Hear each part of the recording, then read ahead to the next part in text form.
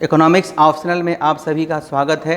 और जैसा कि हम लोग परफेक्ट कंपटीशन कर रहे थे और परफेक्ट कंपटीशन में हम लोग आपको डिस्कस किए थे कि परफेक्ट कंपटीशन क्या होता है, परफेक्ट कंपटीशन का फीचर्स क्या है, परफेक्ट कंपटीशन में फॉर्म का इक्विलिब्रियम कंडीशंस क्या है, और साथ ही साथ ये भी डिस्कस किए थे कि प्रॉफिट का डिटर्मिनेशन हम परफेक्ट कंपटीशन में कैसे करते हैं।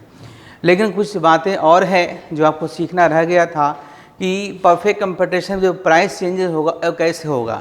जैसा कि आपको बता दें कि जो परफेक्ट कंपटीशन है, तो परफेक्ट कंपटीशन में जो प्राइस का डिटर्मिनेशन होता है वो इंडस्ट्री के द्वारा किया जाता है। मतलब इंडस्ट्री के द्वारा मार्केट डिमांड एंड सप्लाई के आधार पर किया जाता है, बिना किसी सरकारी हस्तक्षेप का। परफेक्ट कंपटीशन एक ऐसी मार्केट व्यवस्था है, एक ऐसी बाजार व्यवस्था है जिसमें वस्तुओं के मूल्य का निर्धारण इंडस्ट्री के द्वारा किया जाता है और उसे हर फर्म को मानना होता है। अब उसी प्राइस पे कोई फर्म मार्केट में सस्टेन करना चाहते हैं तो सस्टेन करेंगे, और जाना चाहते जा सकते हैं, तो उससे प्राइस घट बढ़कर वो नहीं कुछ कर सकते। मतलब ना उसको उससे कम प्राइस कर सकते हैं ना उससे ज़्यादा प्राइस कर सकते हैं। तो इस पर हम लोग एक बार डिस्कशन करते हैं। इसलिए आज मैंने हेडिंग दिया है equilibrium price and quantity determination under the perfect competition. Clear? तो चलिए हम लोग बात करते हैं एक करके। देखिए, हम शुरू में भी आपको बताए थे कल लाइव क्लास। देखिए, ये आपका मान लिया, ये देखिए, ये आपका डिमांड है, ये आपका सप्लाई है, ये आपका डिमांड है, ये आपका सप्लाई है, और ये जो प्राइस तय हुआ है फ्री मार्केट के हिसाब से, ये इसमें किसी सरकार का हस्तक्षेप नहीं है। ठीक है, देखिए ये ही प्राइस आपका तय हुआ है, ये प्राइस आपका तय हुआ है। ठीक है, ये प्राइस है, यानी ये आपका हो गया इक्विलिब्रियम प्राइस। इसको बोलते हैं प्राइस, इसको बोलते हैं क्वांटिटी, या इसे कहते हैं आउटपुट। ठीक है, अब जो है ये देखिए, यही आपका जो है इक्विलिब्रियम प्राइस होगा, यही आपका इक्विलिब्रियम प्राइस आपका होगा। यानी कि ये आपका ये जो P है, और हम बताए थे आपको कि AR और MR इक्वल होता है। मैंने प्रूफ करके बताया था आपको, in perfect competition P equal to AR equal to MR there is so because in perfect competition each and every product are sold at identical price, equal price, because इस market में, इस बाज़ार में सभी सामान एक ही प्रकार के होते हैं। ये आपका हो गया, इसे कहते हैं इंडस्ट्री। ये क्या हो गया? आई इंडस्ट्री हो गया। ये क्या हो गया? ये फर्म हो गया। ये क्या हो गया? फर्म हो गया। तो कहिएगा सर कि प्राइस यही हमेशा रहेगा, लेकिन नहीं। अगर मान लिया कि डिमांड बढ़ जाता है, ठीक है, देखिए मैं पहले बताऊं, अगर डिमांड बढ़ जाता है, डिमांड और बढ़ेगा, ठीक है, डिमांड हमारा इस तरह से और बढ़ता है, तो डिमांड बढ़ेगा तो नया हमारा जो इक्विलिब्रियम प्राइस होगा, है ना, वो क्या होगा? यहाँ पर होगा। नया इक्विलिब्रियम प्राइस हमारा ए तय होगा। ए हमें प्राइस देखना है तो ये हमारा तय होगा। तो अब हमारा जो नया वाला पी ए होगा, ये होगा, ये भी मैंने आपको बताया था शुरू में, ये पी है, ए आर कर दीजिए और एम आर कर दीजिए नया वाला। ठीक है, तो ये जो डिमांड सप्लाई में चेंज होगा वो इंडस्ट्री के द्वारा होगा, बिना किसी सरकारी हस्तक्षेप का। परफेक्ट कंपटीशन की विचारधारा एडम स्मिथ के द्वारा दिया गया था, जिसमें कहा गया था कि प्राइसेज का जो डिटर्मिनेशन होगा मार्केट में डिमांड एंड सप्लाई के आधार पर, फ्री गुड, है ना, फ्री गुड्स एंड सर्विस, मतलब इसे हम लोग कहते थे market demand and supply forces. Market demand and supply forces, आपने मार्केट में अलग से डिमांड कर्व डिराइव किए थे और सप्लाई कर्व भी डिराइव किए थे। इस तरह से आपका ये प्राइस डिटर्मिनेशन होगा, जैसा कि मैंने आपको बताया था। अब एक एक करके हम देखेंगे कि अगर मान लिया कि अगर हमारा कभी सप्लाई बढ़ जाए या कभी डिमांड बढ़ जाए या दोनों बढ़ जाए, तो इस तरह की स्थिति में आपका प्राइसेज में क्या चेंज होगा, इक्विलिब्रियम प्राइसेज में क्या चेंज होगा, इस पर हम लोग डिस्कशन करते हैं। चलिए हम लोग बताते हैं। ये सब पहले मैं बता चुका हूँ, लेकिन मैंने रिपीट कर दिया। देखिए, जैसे कि मान लिया, समझने वाली बात है, एकदम आराम से समझिए। ये आपका डिमांड है, ठीक है, ये डिमांड और ये सप्लाई, ठीक, ये सप्लाई हो गया, ये आपका डिमांड हो गया। ओरिजिनली हमारा इक्विलिब्रियम प्राइस है। अब कह रहा है कि जब डिमांड इंक्रीज कर जाए, बाकी सब पहले की तरह रहे, सिर्फ डिमांड इंक्रीज कर जाएगा।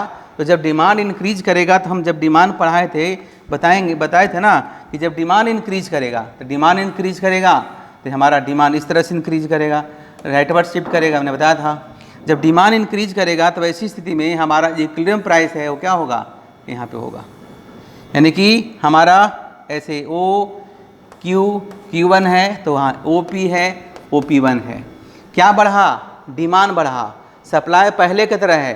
तो जाहिर सी बात है, अगर सप्लाई पहले की तरह होगा और डिमांड बढ़ जाएगा तो प्राइस की लेवल क्या होगा, मार्केट में बढ़ेगा, प्राइस बढ़ेगा, क्योंकि सप्लाई तो कांस्टेंट है लेकिन डिमांड बढ़ गया। तो वैसी स्थिति में जो मैंने क्या कहा, prices is determine as according to demand and supply forces in the economy in the market without government intervention. सरकार को हस्तक्षेप नहीं होगा। तो यानी कि इक्विलिब्रियम प्राइस अगर पहले हमारा E था तो अब कहाँ चला जाएगा, E1 पे चला जाएगा। क्या चला जाएगा, E1 पे चला जाएगा। इस तरह से बहुत सारे डायग्राम मैं आपको बताता हूँ। देखिए यहाँ Y है, ये प्राइस है, यहाँ क्वांटिटी लीजिए या आउटपुट लीजिए, ठीक है, आउटपुट लीजिए, इसे अब नोट कर सकते हैं। मैं दूसरा फिर बताता हूँ, ठीक है। चलिए अब उसी तरह से इसी में चलो मैं बताता हूँ कि जैसे कि मान लिया कि यहाँ पर देखिए ये आपका डिमांड है, ये आपका सप्लाई है, ठीक है, ये सप्लाई डिमांड, तो ये आपका इक्विलिब्रियम प्राइस है ना। अब मान लिया कि क्या रहा है कि अब डिमांड ही घट जाएगा, डिमांड घट गया, तो डिमांड घट गया, तो देखिए डिमांड घट गया, यहाँ हो गया। अब जब डिमांड घट जाएगा तो नया वाला इक्विलिब्रियम, पहले हमारा E था, ये P था, ये Q है, तो अब क्या होगा, अब जो नया वाला प्राइस हमारा होगा ये होगा ना नया वाला इक्विलिब्रियम पॉइंट।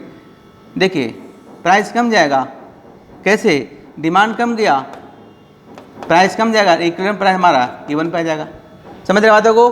तो इस तरह से हमारा डिमांड सप्लाई आपका चेंज होता है, तो उसके हिसाब से प्राइसेज यानी इक्विलिब्रियम प्राइस हमारा चेंज होगा, इक्विलिब्रियम बिंदु हमारा चेंज होगा। क्लियर। तो आप लिख सकते हैं इसको, क्या लिखेगा, व्हेन डिमांड इंक्रीजेज, जब मांग में वृद्धि होती है। यहाँ लिखेंगे व्हेन डिमांड डिक्रीजेज, जब मांग घटती है, जब मांग घटती है। नोट कीजिए, फिर आगे बताता हूँ।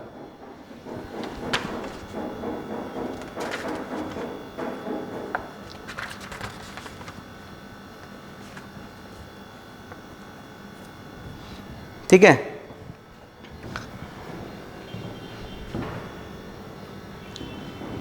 एक केस 1 हुआ, फिर आगे मैं बताता हूं। देखिए बोर्ड पे देखिए, 2 लेते हैं। ये देखिए ओरिजिनली डिमांड सप्लाई है, ये भी ओरिजिनली डिमांड सप्लाई है, ये सप्लाई है, ये सप्लाई है, ये डिमांड है, ये डिमांड है, यहाँ वाई है, सप्लाई डिमांड, ठीक है, क्लियर। ये यहाँ पे ये है,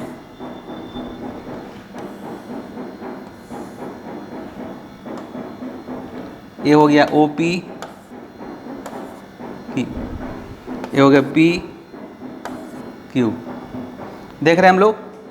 अब यहाँ पे क्या देखना है, देखिए देखना यह है कि अब सप्लाई हमारा घट जाता है बढ़ जाता है।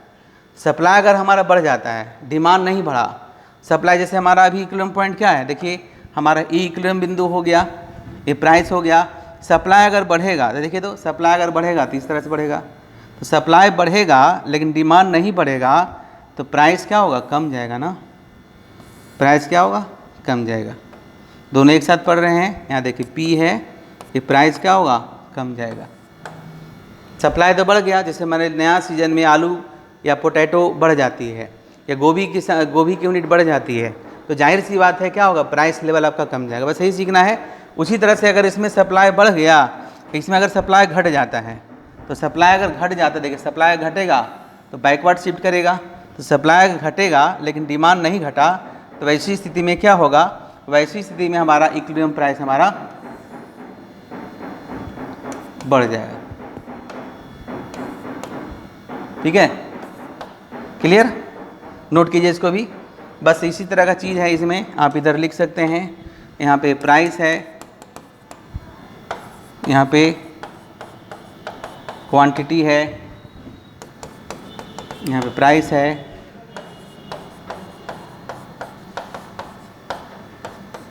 ठीक है, नोट कीजिए।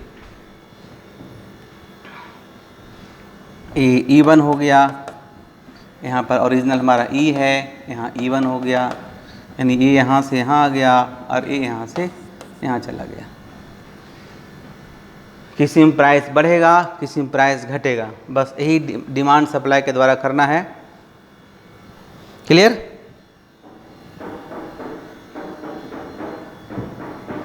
इसी तरह का चीज़ करना है, आपको बुक्स में दिया हुआ है, किसी बुक में लीजिएगा, तो इस तरह से इंटरेक्शन करके आपको बताया गया है। अब देखिए एक केस ऐसा है कि जितना डिमांड बढ़े उतना सप्लाई बढ़ जाए, जितना डिमांड बढ़े उतना दोनों सप्लाई, डिमांड सप्लाई दोनों बढ़े, तब क्या होगा, तो लिखिए कि when demand and supply both increases, जब मांग एवं पूर्ति दोनों ही वृद्धि होती है। When demand and supply both increases, जब मांग एवं पूर्ति दोनों ही वृद्धि होती है, जब मांग एवं पूर्ति में दोनों ही वृद्धि होती है। देखिए बोर्ड पे देखिए, ये आपका डिमांड कर्व है,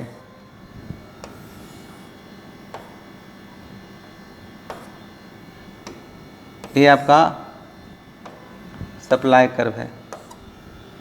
ठीक है, तो ओरिजिनली हमारा ए है और ए है। जैसे कि मान लिया हमारा डिमांड इतना बढ़ गया, तो जितना डिमांड बढ़ा ना, जितना डिमांड बढ़ा उतना ही अगर सप्लाई बढ़ जाए, देखिए जितना डिमांड बढ़ा अगर उतने ही रेंज में अगर सप्लाई बढ़ेगा, तो ये नया वाला सप्लाई है S1 S1। तो थोड़ा सा कर देता हूँ डायग्राम को, ऐसे लीजिए। ठीक है, तो जितना डिमांड बढ़े उतना ही अगर सप्लाई बढ़ेगा, तो इसमें हमारा जो इक्विलिब्रियम प्राइस है उसमें से किसी तरह का चेंज नहीं होगा। बिंदु इक्विलिब्रियम बिंदु चेंज हो जाएगा, लेकिन हम लोग सिर्फ प्राइस की बात करें तो प्राइस में किसी तरह का परिवर्तन आपका नहीं होगा। जितना डिमांड बढ़ा उतना ही सप्लाई बढ़ गया। हाँ, कम बेसी होगा तो क्या होगा देख लेते हैं, लेकिन जितना डिमांड बढ़ा उतना ही सप्लाई बढ़ गया, तो इक्विलिब्रियम प्राइस में किसी तरह का परिवर्तन आपको नहीं होगा, बैलेंस रहेगा। क्लियर, तो इस तरह का चीज़ देखिए। आप बीपीएससी ऑप्शनल की तैयारी कर रहे हैं, अगर आपके पास किसी भी 12th का किताब, एनसीईआरटी की किताब 12th का हो माइक्रो इकोनॉमिक्स में, तो उसमें बहुत अच्छे तरीके से दिया हुआ है। आप उसे इससे काफ़ी एकदम पॉइंट वर्क एक्सप्लेन भी किया, हालांकि इसकी ज़रूरत नहीं पड़ेगी एग्जामिनेशन में, बिकॉज इन एग्जाम में जो क्वेश्चन पूछा जाता है वो पूछा जाता है कि what do mean by perfect competition, कि पूर्ण प्रतियोगिता बाजार से क्या समझते हैं, और इस बाज़ार में वस्तुओं के मूल्य, वस्तुओं की आउटपुट और लाभ का निर्धारण कैसे होता है, how price output and profit determine under the perfect competition. लेकिन इसकी जानकारी आपकी होनी चाहिए कि क्या क्या हो सकता है अगर डिमांड सप्लाई चेंज करेगा तो। चलिए अब थोड़ा सा देखते हैं हम, और अब हेडिंग दे दीजिए कि व्हेन डिमांड इन, है ना, when demand increases more than supply, जब मांग में वृद्धि पूर्ति की वृद्धि से अधिक होगी, जब मांग में वृद्धि पूर्ति की वृद्धि से अधिक होगी तब क्या होगी। देखो सबको देखने वाली बात है। यहाँ आपका देखिए, ये आपका डिमांड और ये आपका सप्लाई, थोड़ा डायग्राम बना लेते हैं। मैंने क्या कहा, जब डिमांड ज़्यादा बढ़ेगा तो बस करके देखिए ना क्या हो सकता है। जैसे कि डिमांड, ये आपका डिमांड कर्व है, ये आपका सप्लाई है। डिमांड जो है ना, डिमांड यहाँ तक बढ़ गया, ओरिजिनली आपका प्राइस क्या है, यहाँ ई है। अब जो सप्लाई जो बढ़ा, सप्लाई थोड़ा सा बढ़ा लेकिन डिमांड बहुत ज़्यादा बढ़ गया, तो पहले यहाँ था अब यहाँ पे चला जाएगा, तो देख लीजिए क्या होगा, यानी कि प्राइस लेवल मेरा बढ़ जाएगा। यहाँ पर है और फिर यहाँ पर है, ठीक है। डिमांड ज़्यादा बढ़ा, ये डिमांड है, लेकिन सप्लाई उतना नहीं बढ़ा जितना डिमांड बढ़ा। तो जाहिर सी बात है डिमांड अधिक होने के कारण जो बाज़ार में जो है जो प्राइस का लेवल है, प्राइस है, वो क्या होगा, बढ़ जाएगा। ये है प्राइस और ये आपका है क्वांटिटी। Q है, Q1 है, X है, नाम दे दीजिए, ठीक है।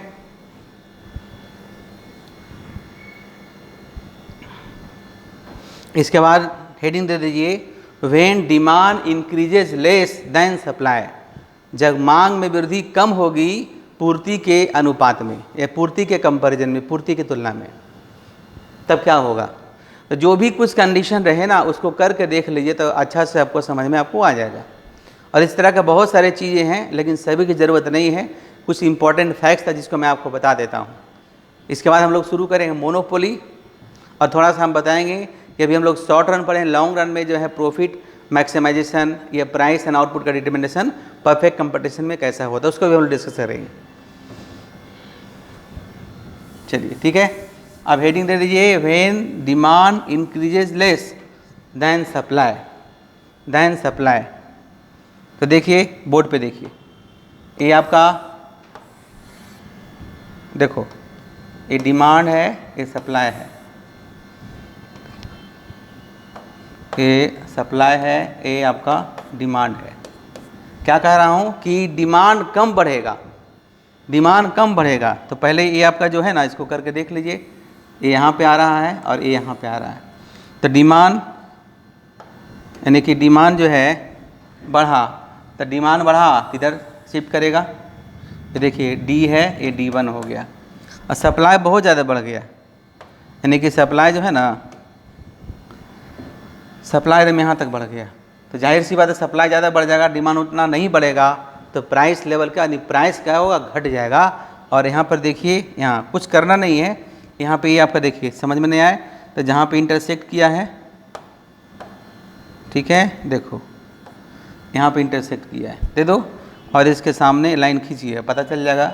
ये तो प्राइस आपका है ना, देखो इसको, ये आपका प्राइस है। तो ये जो है यहाँ पे होगा, यहाँ पे होगा,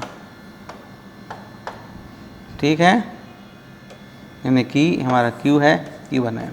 हमें देखना था प्राइस लेवल, तो प्राइस लेवल यानी प्राइस क्या होगा, घट जाएगा। कब, जब हमारा डिमांड कम बढ़ेगा लेकिन सप्लाई बहुत ज़्यादा बढ़ जाएगा। तो बहुत ही छोटी चीज़ है, तो इसको इस तरह से कर के आप देखिएगा तो बहुत सारी चीज़ें हैं। लेकिन अगला वीडियो में मैं आपको बताऊंगा कि किस तरह से टाइम सीरीज है ना, हमारे प्रोफेसर मार्शल हैं जिन्होंने टाइम सीरीज एनालिसिस किया था प्राइस डिटर्मिनेशन में।